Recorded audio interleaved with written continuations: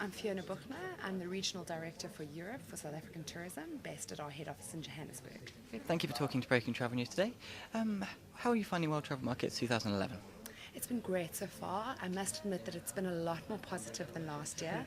Last year, the majority of our meetings, our trade partners were feeling very constrained. Numbers were down. On the back of the World Cup, we weren't seeing the growth that we expected. But I'm pleased to say that this WTM, we've had a lot more positive feedback from our trade partners.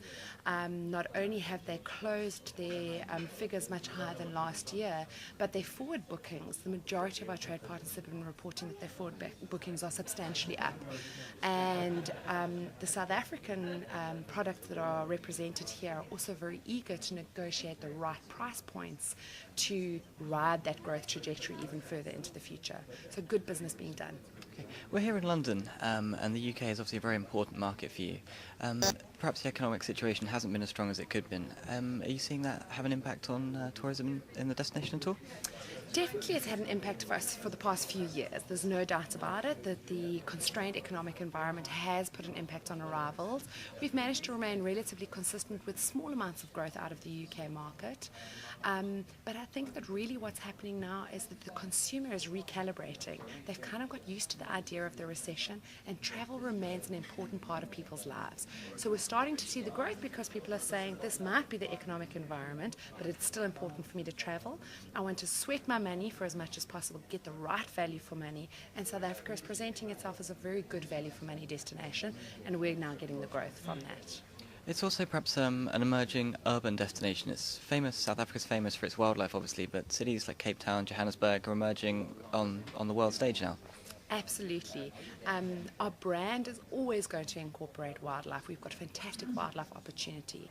However, one of the key drivers for people across the globe, the reason that they travel is to experience the culture of a different country. And the best way to experience modern day South African culture is through experiencing our cities. It is really where the hub of art, music, fashion all come together in our cities, and it's a great way to really experience modern day South African life. So a lot in our marketing activities as well as in the city's marketing activities is about dialing up that urban culture that South Africa has to offer.